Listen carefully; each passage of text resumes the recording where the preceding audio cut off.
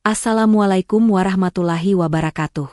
Tujuan dari cerita ini adalah untuk memberikan inspirasi dan wawasan, bukan untuk menyinggung, menilai, atau menyudutkan siapapun. Saya berharap kisah ini dapat diambil sebagai pelajaran bersama, tanpa mengurangi esensi dari kejadian yang sebenarnya. Sebelum video ini dilanjutkan, saya mohon keikhlasan teman-teman untuk subscribe dan like. Saya doakan Anda sehat selalu, panjang umur, dan dilancarkan rezekinya. Baiklah, kita mulai saja ceritanya. Langit pagi itu cerah, dihiasi awan putih yang bergerak pelan, seolah mengikuti alunan angin gunung yang lembut. Matahari baru saja naik dari ufuk timur, memancarkan sinar keemasan yang menyapu lembah dan pepohonan yang berbaris rapi di kaki Gunung Arkamaya. Gunung ini dikenal sebagai salah satu tempat pendakian yang paling indah di kawasan tersebut. Namun juga penuh misteri karena berbagai cerita yang beredar tentang hal-hal aneh yang sering terjadi di sana. Alia, seorang gadis berusia 19 tahun, memandang pemandangan di depannya dengan penuh kekaguman. Ia berdiri di tepi hutan yang menjadi titik awal jalur pendakian bersama 3 orang temannya, Reza, Dinda, dan Aryo. Mereka adalah sahabat sejak SMA yang sering melakukan perjalanan bersama untuk menjelajahi alam. Kali ini, pendakian Gunung Arkamaya adalah pilihan mereka untuk menghabiskan akhir pekan panjang. Alia, jangan melamun. Ayo, kita mulai, seru Dinda sambil merapikan ranselnya yang penuh dengan perlengkapan. Dinda adalah gadis yang selalu ceria dan penuh semangat, selalu menjadi penggugah motivasi bagi kelompok mereka. Alia tersenyum tipis. Ia merasa sedikit cemas pagi itu, meskipun tak tahu pasti apa yang membuatnya gelisah. Entah karena cerita-cerita mistis tentang gunung ini yang sering ia dengar, atau mungkin hanya karena rasa gugup yang biasa ia rasakan sebelum perjalanan panjang.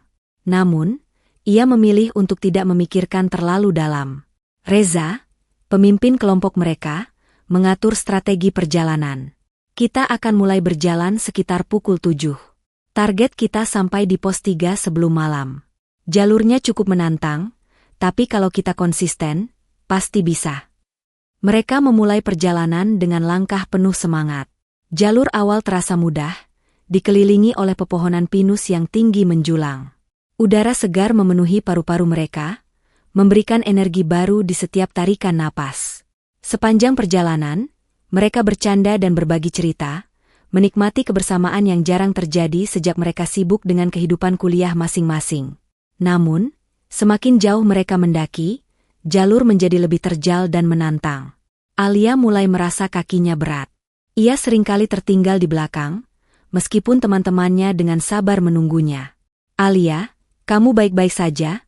Tanya Aryo, yang paling perhatian terhadap kondisi teman-temannya. Aryo adalah tipe orang yang tenang dan selalu berpikir rasional. Ya, aku baik-baik saja. Cuma butuh sedikit istirahat, jawab Alia sambil tersenyum lemah. Saat mereka berhenti untuk beristirahat di sebuah batu besar, Alia memandang sekelilingnya. Hutan di sekitarnya terasa begitu sunyi, meskipun suara burung dan gemerisik dedaunan sesekali terdengar. Namun, ada sesuatu yang membuat Alia merasa tidak nyaman. Ia merasa seolah-olah sedang diawasi, meskipun ia tak melihat siapapun selain teman-temannya. Reza, kamu tahu cerita tentang gunung ini, kan? Tanya Alia tiba-tiba. Reza mengangguk sambil menyeruput air dari botolnya. Tentu saja. Gunung Arkamaya memang penuh cerita. Ada yang bilang ini tempat berkumpulnya makhluk halus, ada juga yang percaya ini gerbang ke dunia lain. Tapi itu cuma mitos. Alia, jangan terlalu dipikirkan. Dinda tertawa kecil. Iya, Alia. Kamu terlalu banyak baca cerita horor. Sih, nanti malah bikin diri sendiri takut. Meskipun mencoba mengabaikan rasa cemasnya, Alia tidak bisa sepenuhnya menghilangkan perasaan aneh itu. Namun, ia memutuskan untuk tidak mengganggu suasana perjalanan mereka dengan kekhawatirannya.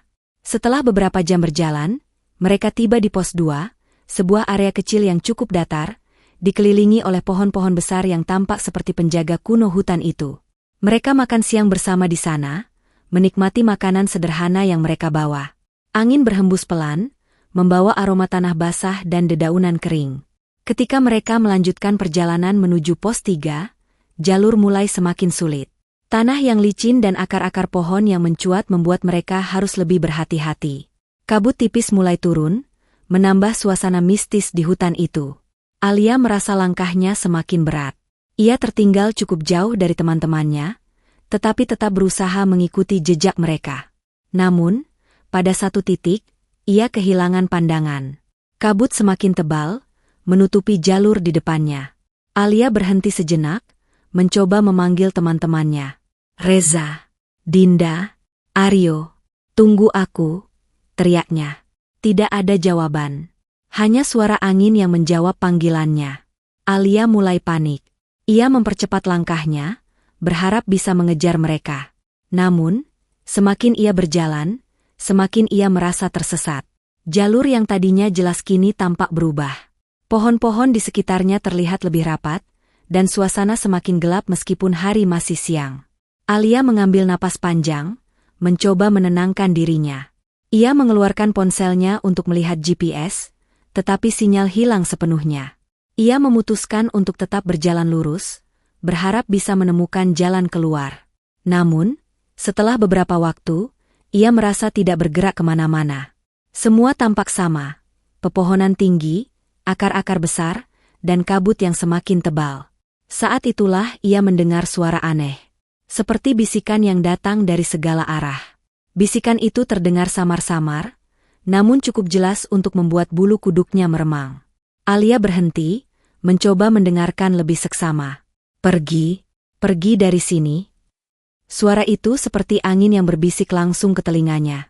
Alia berbalik, mencoba mencari asal suara itu, tetapi tidak ada siapapun. Ia merasa ketakutan, namun kakinya terus melangkah, seolah-olah ada yang memandunya. Tidak lama kemudian, Alia melihat sesuatu di kejauhan. Sebuah cahaya kecil, seperti lampu yang berkelip-kelip di antara kabut. Dengan harapan itu adalah tanda kehidupan, ia mengikuti cahaya tersebut. Namun, semakin dekat ia berjalan, semakin aneh suasana di sekitarnya. Pohon-pohon tampak berubah bentuk, menjadi lebih besar dan melengkung, seperti membentuk gerbang alami. Suara burung dan serangga yang sebelumnya menemani perjalanan hilang sepenuhnya. Yang tersisa hanyalah keheningan yang mencekam. Ketika Alia melewati gerbang alami itu, ia merasa seperti masuk ke dunia yang berbeda. Suasana di sekitarnya berubah drastis. Pohon-pohon tampak lebih besar dan lebih tua, dengan akar-akar yang menjalar seperti ular raksasa.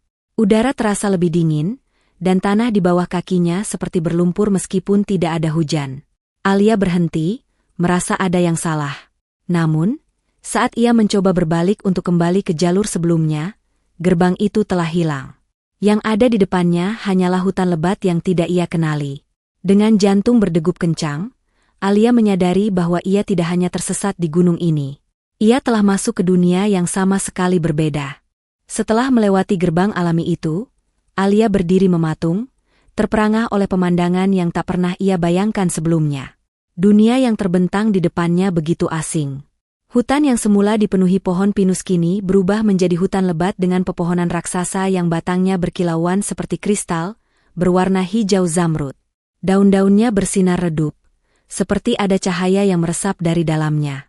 Udara di sekeliling terasa lebih dingin, tapi juga menenangkan, meskipun ada sesuatu yang membuatnya gelisah.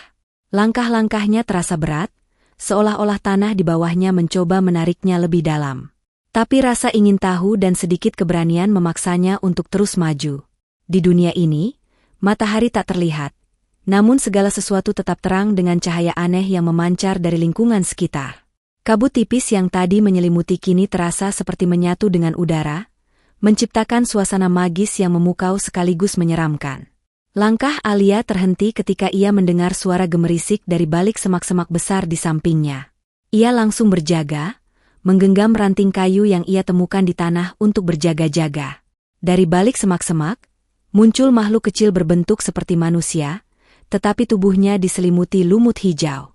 Tingginya tak lebih dari lutut Alia, dan matanya bersinar biru terang seperti bintang.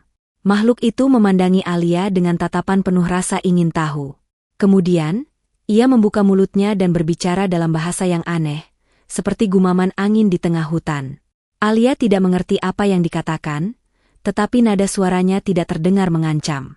Dengan hati-hati, ia mencoba berbicara. "Siapa kamu? Di mana ini?" tanyanya dengan suara bergetar.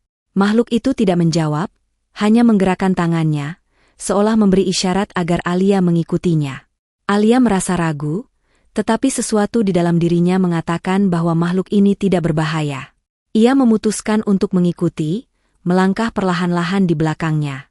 Makhluk itu membawanya ke sebuah aliran sungai kecil yang airnya berwarna kebiruan dan memancarkan cahaya lembut. Di tepi sungai, ada makhluk lain yang serupa, sedang duduk atau berdiri, berbicara dalam bahasa mereka. Ketika mereka melihat Alia, semuanya berhenti dan memandangnya dengan tatapan tajam. Mereka, "Apa ini?" gumam Alia, merasa takut sekaligus takjub. Makhluk-makhluk itu tampaknya tidak bermaksud mencelakainya. Salah satu dari mereka, yang tubuhnya tampak lebih besar dari yang lain, mendekat dan mulai berbicara dalam bahasa yang berbeda. Aneh, tetapi kata-katanya mulai terasa lebih akrab. "Kau manusia. Apa yang membawamu ke sini?" tanyanya, suaranya berat tapi lembut. Aku tersesat. Aku tidak tahu di mana aku berada," jawab Alia, suaranya bergetar. Makhluk itu mengangguk pelan. "Kau telah melangkah ke dunia kami, dunia di antara dunia. Tidak mudah untuk masuk ke sini. Ada yang membawamu, atau mungkin kau datang karena dipanggil." "Dipanggil? Maksudnya apa?" Makhluk itu tidak menjawab, hanya menatapnya dalam-dalam.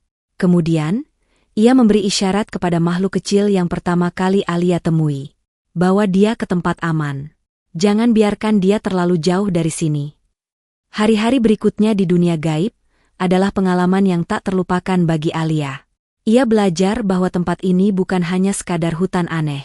Ada kehidupan di sini, makhluk-makhluk dengan bentuk yang berbeda-beda, masing-masing memiliki tugas dan peran. Ada yang menjaga aliran sungai, ada yang merawat pohon-pohon besar, dan ada yang tampaknya bertugas mengawasi langit yang tanpa matahari. Meskipun awalnya takut, Alia mulai merasa terhubung dengan tempat ini. Ia menyadari bahwa makhluk-makhluk itu tidak sepenuhnya jahat, meskipun ada yang memperingatkannya untuk tidak berkeliaran terlalu jauh. "Kau adalah manusia. Waktumu di sini terbatas," kata salah satu makhluk dengan tubuh seperti kayu yang berjalan dengan lambat. "Jika kau terlalu lama tinggal, kau mungkin tidak akan pernah bisa kembali." Kata-kata itu membuat Alia ketakutan. Namun, ia tidak tahu bagaimana cara kembali ke dunianya. Ia sering bermimpi tentang teman-temannya yang mencarinya, wajah-wajah mereka yang cemas. Ketika ia bangun, ia selalu merasa lebih tertekan, tetapi makhluk-makhluk di sekitarnya selalu mencoba menenangkannya dengan cara mereka sendiri. Dalam perjalanan mencari jalan keluar, Alia menghadapi banyak rintangan. Salah satunya adalah makhluk besar yang dikenal sebagai penjaga gerbang tengah. Sosok tinggi menjulang dengan tubuh seperti batu dan mata merah menyala. Ia menjaga sebuah celah besar yang Alia yakini sebagai jalan keluar. "Tidak ada yang bisa melewati gerbang ini tanpa izin," kata makhluk itu, suaranya menggelegar seperti gemuruh gunung. "Aku harus kembali. Dunia ini bukan tempatku," jawab Alia dengan tegas. Makhluk itu tertawa keras. "Banyak yang datang ke sini dan berkata hal yang sama. Tapi tidak semua bisa pergi. Kau harus membuktikan bahwa kau layak kembali." Alia merasa putus asa. Apa yang dimaksud dengan membuktikan dirinya layak? Ia tidak tahu apa yang harus dilakukan. Ia mencoba bertanya kepada makhluk lain, tetapi jawabannya selalu samar. "Tidak ada yang bisa memberitahumu jalan keluar, kecuali dirimu sendiri," kata makhluk kecil yang dulu pertama kali ia temui. "Selain rintangan, ada juga godaan." Suatu hari, Alia menemukan sebuah padang luas yang penuh dengan bunga-bunga bercahaya. Di tengah padang itu, ada sebuah pohon besar dengan buah berwarna emas. Bau buah itu begitu harum, membuat perut Alia yang kelaparan terasa semakin lapar. Namun, saat ia mendekat, makhluk kayu yang sering mengawasinya muncul. "Jangan makan atau minum apapun dari dunia ini. Sekali kau melakukannya, kau akan terikat selamanya." Kata-kata itu menggema di kepala Alia. Dengan berat hati, ia menjauh dari pohon itu, meskipun rasa lapar terus menghantuinya. Setelah berhari-hari, Alia mulai merasa putus asa. Ia duduk di tepi sungai bercahaya, air matanya mengalir. Ia merasa sendirian, jauh dari rumah, dan tidak tahu apa yang harus dilakukan. Di saat itulah, sesosok makhluk yang berbeda muncul. Sosok ini berbentuk seperti manusia, tetapi tubuhnya memancarkan cahaya putih lembut, dan matanya seperti dua kristal biru. "Kenapa kau menangis?" tanyanya dengan suara yang menenangkan. "Aku ingin pulang, tapi aku tidak tahu caranya," jawab Alia. Makhluk itu tersenyum. "Kau tidak tersesat. Kau hanya belum menemukan dirimu sendiri. Dunia ini adalah cerminan dari hatimu. Untuk kembali, kau harus menerima siapa dirimu dan semua ketakutan yang kau bawa." Alia tidak mengerti sepenuhnya, tetapi ia merasakan kedamaian dari kata-kata itu. Sosok itu membimbingnya ke sebuah danau kecil yang airnya jernih seperti cermin. "Lihatlah ke dalam air ini," katanya. Ketika Alia melihat ke dalam air, ia melihat bayangan dirinya sendiri, tetapi bukan seperti yang biasa ia lihat. Ia melihat dirinya dikelilingi oleh ketakutan, rasa bersalah, dan keraguan. Ia menyadari bahwa semua perasaan itu telah membebaninya selama ini. Dengan perlahan, ia mulai berbicara kepada bayangan itu, mengungkapkan semua yang ia rasakan, semua rasa takut yang ia pendam. Air di danau itu mulai bergolak, dan bayangan itu perlahan-lahan memudar. Ketika air kembali tenang, Alia melihat sesuatu yang berbeda, dirinya yang tersenyum dengan percaya diri. "Sekarang kau siap," kata sosok bercahaya itu. Setelah itu, Alia dibimbing menuju sebuah celah di hutan yang tampak seperti gerbang cahaya. Di sana, ia bertemu kembali dengan penjaga gerbang tengah. "Kau telah membuktikan dirimu. Kau boleh pergi," katanya, membuka jalan ke gerbang tersebut. Dengan hati yang lega, Alia melangkah masuk, meninggalkan dunia gaib di belakangnya. Alia terus melangkah melewati hutan yang penuh dengan pepohonan raksasa yang bercahaya samar, daunnya berkilau seperti kaca. Tanah di bawah kakinya terasa lunak dan empuk, tetapi ada sesuatu yang aneh dalam udara, sesuatu yang tidak bisa ia deskripsikan. Di setiap langkah, ia merasa seperti sedang berjalan di antara dua dunia, dunia yang nyata dan dunia yang penuh dengan misteri. Hanya ada suara alam yang aneh, seakan setiap daun yang berguguran atau suara hembusan angin memanggil namanya. Alia merasa kebingungannya semakin mendalam. Seakan ada tarikan kuat di dalam dirinya untuk terus maju, tetapi ia juga merasa terhimpit oleh rasa takut yang tidak terdefinisikan. Dunia ini terasa penuh keindahan yang menipu. Meski ada sesuatu yang menenangkan, Alia bisa merasakan ancaman yang terselubung di balik segala hal yang tampak menyenangkan. Saat ia melangkah lebih dalam, ia mendengar suara gemerisik di antara pepohonan, suara langkah kaki yang pelan namun teratur. Tiba-tiba, di hadapannya muncul sosok makhluk tinggi dengan tubuh terbungkus selaput kabut tipis, wajahnya tersembunyi dalam bayangan. Ia memandang Alia dengan mata yang tidak bisa ia tangkap jelas, seperti ada ribuan perasaan yang terpancar dari sorot matanya. "Kau manusia?" Suara makhluk itu terdengar dalam, seperti gema yang berasal dari kedalaman tanah. "Apa yang kau lakukan di sini?" Alia mencoba untuk berbicara, tetapi kata-katanya terjebak di tenggorokannya. Ada ketakutan yang begitu mendalam, seperti bagian dari dirinya yang ingin lari, namun ia tahu bahwa ia harus menghadapi apapun yang datang. "Saya tersesat." Akhirnya ia dapat mengatakan kata-kata itu dengan suara hampir tidak terdengar. "Apakah ini dunia gaib?" Makhluk itu mengangguk perlahan, dan di belakangnya, Alia bisa melihat bentuk-bentuk lain yang bergerak-gerak di balik kabut. "Benar, ini adalah dunia yang terjalin dengan dunia manusia, tetapi lebih tua dan lebih dalam dari apa yang kau kenal. Dunia yang penuh dengan rahasia." Alia menelan ludahnya. Aku hanya ingin pulang." Makhluk itu diam beberapa saat, seakan menimbang-nimbang kata-kata Alia. Bukan semua orang yang tersesat bisa kembali. Dan yang lebih berbahaya adalah mereka yang tidak mengenali dunia ini dengan hati terbuka. Frasa itu menyentuh perasaan Alia. Ia merasa ketakutannya semakin tumbuh, seperti ada sesuatu yang mengintai setiap langkahnya, sesuatu yang lebih besar dari ketidakpastian yang dirasakannya. Ia bertanya lagi, berusaha mencari jawaban yang lebih jelas. "Bagaimana aku bisa pulang?" Makhluk itu membungkuk sedikit, menunjukkan wajahnya yang kabur dan penuh bayangan. "Mungkin ada jalan keluar. Tetapi setiap jalan memiliki harga yang harus dibayar." Alia merasakan hawa dingin yang meresap dalam tubuhnya. Ia mencoba untuk bertahan, meskipun jantungnya berdebar sangat cepat. "Harga? Apa maksudmu?" Makhluk itu menghela napas panjang, dan suara itu seakan mengalir ke dalam dirinya, membuatnya merasa terhubung dengan dunia gaib yang lebih dalam. Di dunia ini, setiap langkah yang kau ambil akan mengubahmu. Dan harga yang harus dibayar adalah bagian dari dirimu. Ingatanmu, keinginanmu, pilihanmu. Dengan kata-kata itu, makhluk itu menghilang ke dalam kabut, meninggalkan Alia sendirian di tengah hutan. Namun, kata-kata itu terus bergema di dalam kepalanya. Harga yang harus dibayar. Apa yang harus ia lepaskan? Apa yang harus ia korbankan untuk pulang?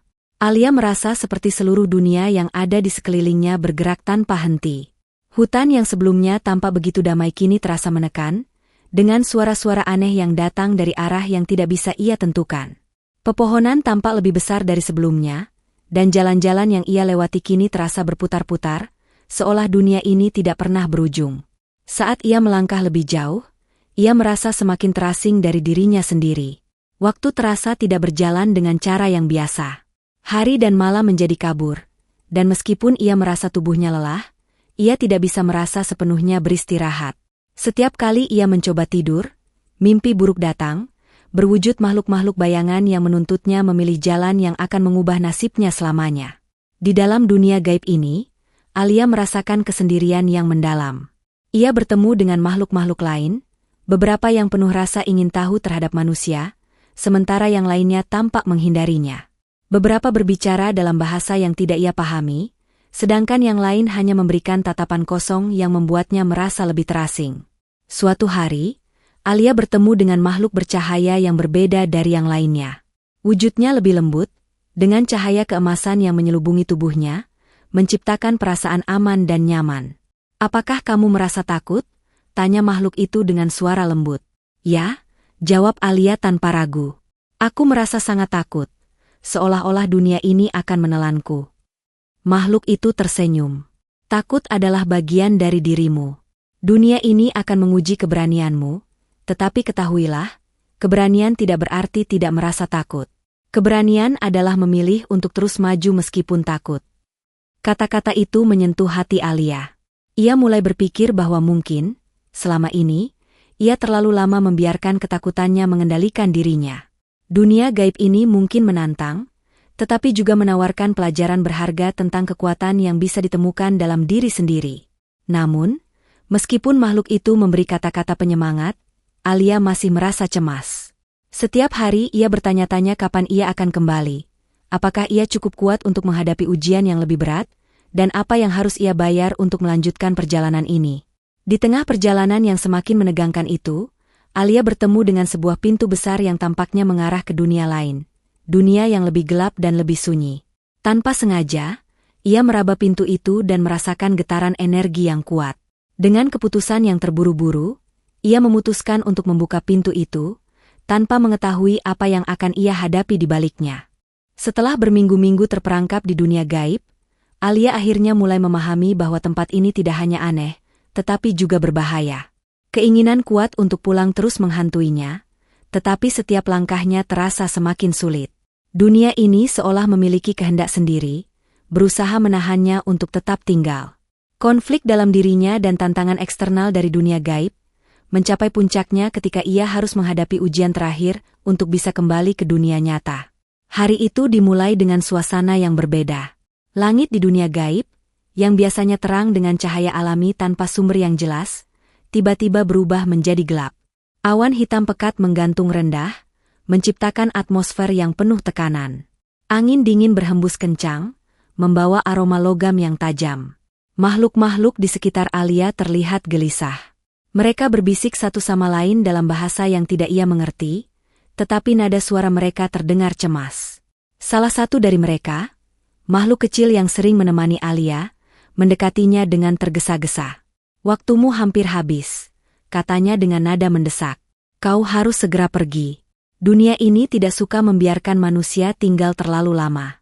Semakin lama kau di sini, semakin kuat pengaruhnya terhadap jiwamu." "Apa maksudmu? Apa yang akan terjadi jika aku tidak pergi sekarang?" tanya Alia, mencoba menahan rasa takut.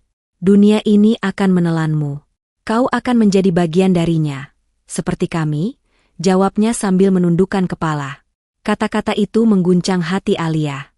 Ia sadar bahwa ini adalah peringatan terakhir. Ia tidak punya waktu lagi untuk ragu atau menunda. Namun, keluar dari dunia ini bukanlah hal yang mudah. Jalan yang harus ia lalui penuh dengan rintangan, dan ujian terakhir yang menantinya adalah sesuatu yang belum pernah ia bayangkan. Makhluk-makhluk di sekitarnya memberikan petunjuk tentang sebuah tempat yang disebut gerbang cahaya. Mereka mengatakan bahwa itu adalah satu-satunya jalan keluar dari dunia gaib, tetapi gerbang itu dijaga oleh entitas kuat yang disebut penjaga akhir.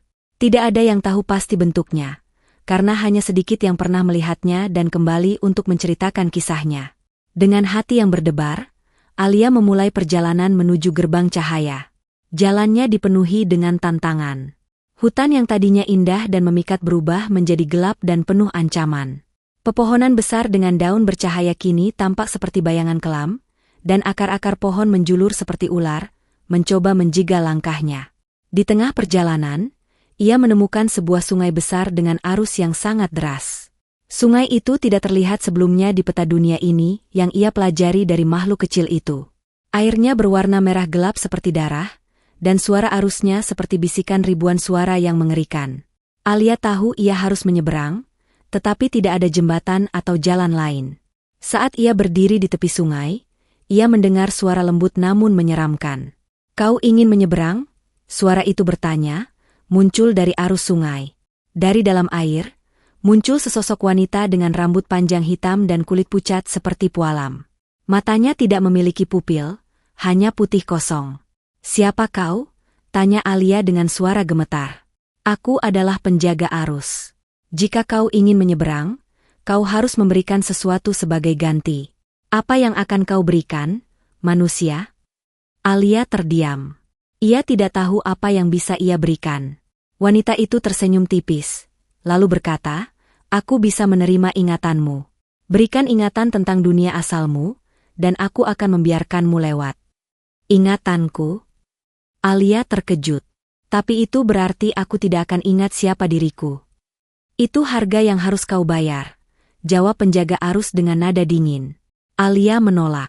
Ia tahu bahwa jika ia kehilangan ingatannya, maka tidak ada gunanya ia kembali ke dunia nyata.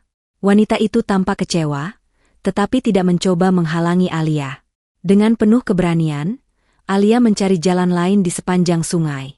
Akhirnya, ia menemukan sebatang pohon tumbang yang membentuk jembatan alami. Dengan hati-hati, ia menyeberangi sungai itu, meskipun arus di bawahnya terus berbisik, mencoba mengalihkan fokusnya. Setelah perjalanan panjang yang melelahkan, Alia akhirnya tiba di depan gerbang cahaya. Gerbang itu bersinar dengan cahaya yang menyilaukan, membentuk lingkaran besar di tengah hamparan tanah kosong. Namun, di depannya berdiri sosok yang tinggi dan menakutkan. Penjaga akhir adalah makhluk besar dengan tubuh seperti batu hitam yang berkilauan. Matanya menyala merah, dan setiap gerakannya menggetarkan tanah di sekitarnya. Ia membawa sebuah tongkat besar yang ujungnya berbentuk seperti matahari yang terbakar. "Siapa yang berani mendekati gerbang cahaya?" Suaranya menggelegar seperti guntur. Aku ingin pulang," jawab Alia dengan suara gemetar, tetapi ia berusaha terlihat tegar. "Tidak ada yang bisa pulang tanpa melewati ujian terakhir. Kau harus menghadapi ketakutan terbesarmu dan membuktikan bahwa kau layak kembali ke dunia asalmu," kata penjaga akhir. Alia mencoba memahami maksudnya, tetapi sebelum ia sempat bertanya, tanah di bawahnya berubah. Ia tiba-tiba berada di tempat yang sangat berbeda, sebuah ruangan gelap dengan cermin-cermin besar di sekitarnya. Dari setiap cermin, ia melihat bayangan dirinya sendiri, tetapi bayangan itu tampak berbeda. Wajahnya dipenuhi ekspresi marah, sedih, atau takut. Bayangan-bayangan itu mulai berbicara, suaranya menggema di seluruh ruangan. "Kau bukan apa-apa. Kau pengecut. Kau selalu lari dari masalah." Setiap kata terasa seperti pukulan keras ke dalam hatinya. Alia merasa tubuhnya gemetar, tetapi ia tahu bahwa ini adalah ujian yang harus ia hadapi. Ia mengingat kata-kata makhluk bercahaya yang pernah ia temui sebelumnya. "Untuk kembali, kau harus menerima siapa dirimu dan semua ketakutan yang kau bawa." Dengan napas yang berat, Alia berdiri di depan salah satu cermin dan menatap bayangannya. Ia berbicara kepada bayangan itu, mengungkapkan segala perasaan yang ia pendam selama ini. "Ya, aku takut. Aku sering merasa lemah dan tidak cukup baik. Tapi aku juga tahu bahwa aku bisa berubah. Aku tidak akan lari lagi. Bayangan itu perlahan memudar, diikuti oleh bayangan-bayangan lain di cermin yang juga menghilang satu persatu. Ruangan gelap itu berubah kembali menjadi tanah kosong di depan gerbang cahaya, dan penjaga akhir berdiri di sana, mengangguk pelan. Kau telah membuktikan dirimu. Kau layak untuk kembali, katanya. Alia melangkah menuju gerbang cahaya, tetapi sebelum ia melewatinya, penjaga akhir memberinya peringatan terakhir. Dunia ini akan selalu menjadi bagian darimu. Kau telah melihatnya, dan ia telah melihatmu. Jangan pernah kembali, atau kau mungkin tidak akan bisa pergi lagi. Alia mengangguk. Ia tahu apa yang dimaksud, dan ia tidak berniat untuk kembali ke dunia ini. Dengan langkah mantap, ia melewati gerbang cahaya. Cahaya itu menyilaukan, menyelimuti seluruh tubuhnya hingga ia tidak bisa melihat apa-apa lagi. Ketika ia membuka matanya, ia mendapati dirinya terbaring di tanah, dikelilingi oleh pohon-pohon pinus yang familiar. Udara segar memenuhi paru-parunya, dan ia mendengar suara teman-temannya yang memanggil namanya dari kejauhan. Alia telah kembali, tetapi ia tahu bahwa pengalamannya di dunia gaib akan selalu menjadi bagian dari dirinya. Sebuah kenangan yang akan ia simpan selamanya. Setelah perjuangan panjang dan melewati tantangan yang hampir membuatnya menyerah, Alia akhirnya kembali ke dunia nyata. Namun, perjalanan dan pengalaman di dunia gaib meninggalkan jejak yang mendalam dalam dirinya. Bagian akhir cerita ini tidak hanya menggambarkan bagaimana Alia kembali ke dunia asalnya, tetapi juga bagaimana ia menghadapi konsekuensi emosional, sosial, dan spiritual dari perjalanannya. Alia membuka matanya perlahan, merasakan angin sejuk menyentuh wajahnya. Di sekelilingnya, suara gemerisik daun pinus dan kicauan burung terdengar samar-samar. Ia mendapati dirinya terbaring di atas tanah yang basah, dengan tubuh yang lemah dan pakaian yang kotor. Matahari terbenam di ufuk barat, sinarnya menyelimuti langit dengan warna jingga yang lembut. Aku kembali, gumamnya pelan, suaranya hampir tak terdengar. Ia mencoba bangkit, tetapi tubuhnya terasa lemah. Namun, semangat untuk pulang memberinya kekuatan. Alia berdiri dengan susah payah dan mulai berjalan, mengikuti suara yang samar-samar terdengar dari kejauhan. Alia, Alia, suara itu semakin jelas, penuh kegembiraan dan kelegaan. Beberapa saat kemudian, ia melihat bayangan teman-temannya yang berlari ke arahnya. Wajah-wajah mereka penuh dengan kekhawatiran yang akhirnya berubah menjadi kebahagiaan ketika mereka melihat Alia berdiri di depan mereka. Kami menemukannya. Dia di sini, teriak salah satu temannya, memberi isyarat kepada yang lain. Alia tersenyum kecil, tetapi matanya mulai berkaca-kaca. Ia merasa lega, tetapi juga bingung. Ia mencoba mencari kata-kata untuk menjelaskan apa yang telah terjadi, tetapi tidak tahu harus mulai dari mana. Alia, kami pikir kau tidak akan kembali, ujar Lila, sahabat terdekatnya, sambil memeluk Alia erat-erat. Aku baik-baik saja, jawab Alia singkat, mencoba menahan air matanya.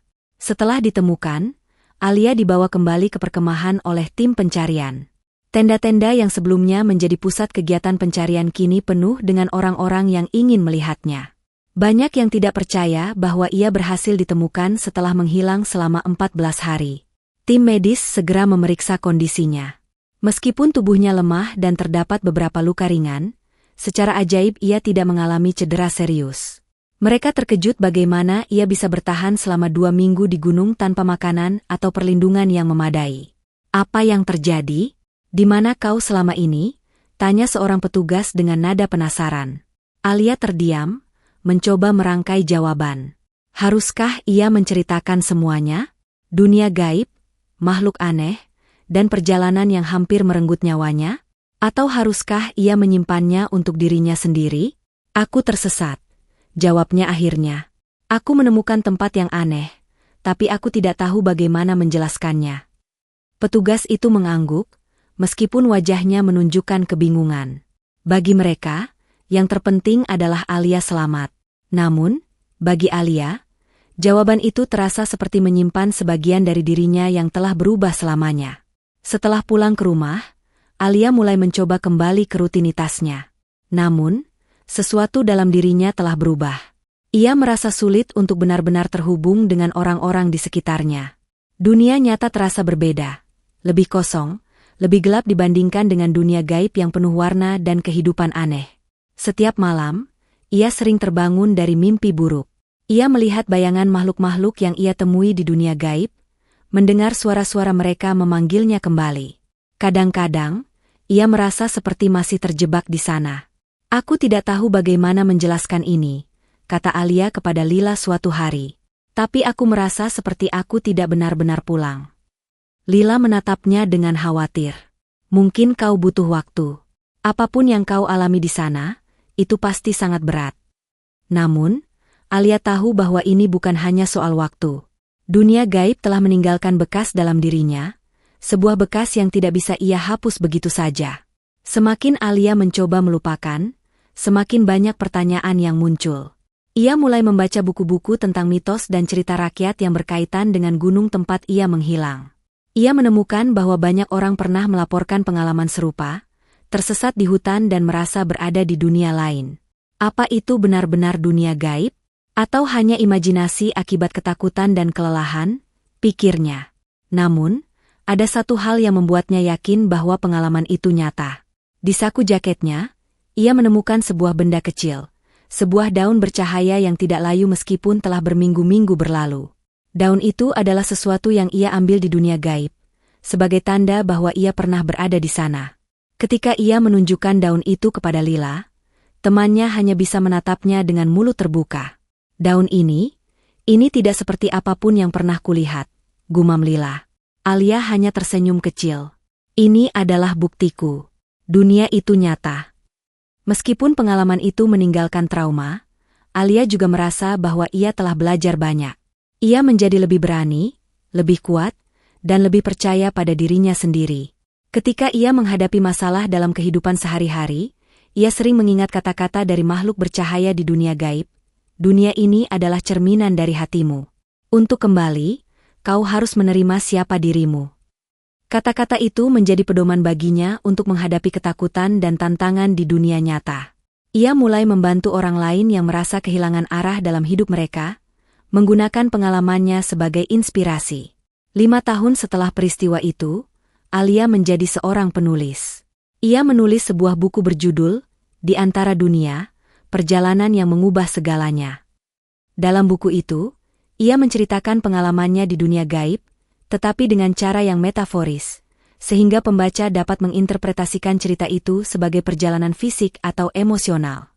Buku itu menjadi inspirasi bagi banyak orang, terutama mereka yang merasa tersesat dalam hidup. Alia sering diundang untuk berbicara di acara-acara, berbagi pesan tentang keberanian dan penerimaan diri. Namun, meskipun ia tampak berhasil menjalani kehidupan baru, di dalam hatinya ia tahu bahwa sebagian dari dirinya masih terhubung dengan dunia gaib. Kadang-kadang, ketika ia berada di hutan atau mendengar angin berbisik, ia merasa seolah-olah dunia itu memanggilnya kembali. Suatu hari, Alia kembali ke gunung tempat ia pernah menghilang. Ia berdiri di tempat yang sama di mana ia pertama kali memasuki dunia gaib. Hutan itu tampak tenang, tetapi ada sesuatu yang berbeda. Ia merasakan kehadiran yang familiar, seperti menyambut seorang teman lama. "Terima kasih," bisiknya, tanpa tahu kepada siapa kata-kata itu ditujukan. Dengan hati yang lebih ringan, Alia meninggalkan tempat itu. Ia tidak tahu apakah ia akan pernah kembali ke dunia gaib, tetapi ia tahu satu hal. Pengalaman itu telah mengubahnya menjadi seseorang yang lebih kuat dan bijaksana. Dan meskipun ia sekarang hidup di dunia nyata, ia akan selalu membawa sedikit keajaiban dunia gaib dalam hatinya, sebagai pengingat bahwa ada hal-hal di luar pemahaman manusia yang bisa menginspirasi, menguatkan, dan memberi harapan. Terima kasih sudah mendengarkan cerita ini, semoga kita dapat mengambil pelajaran di dalamnya.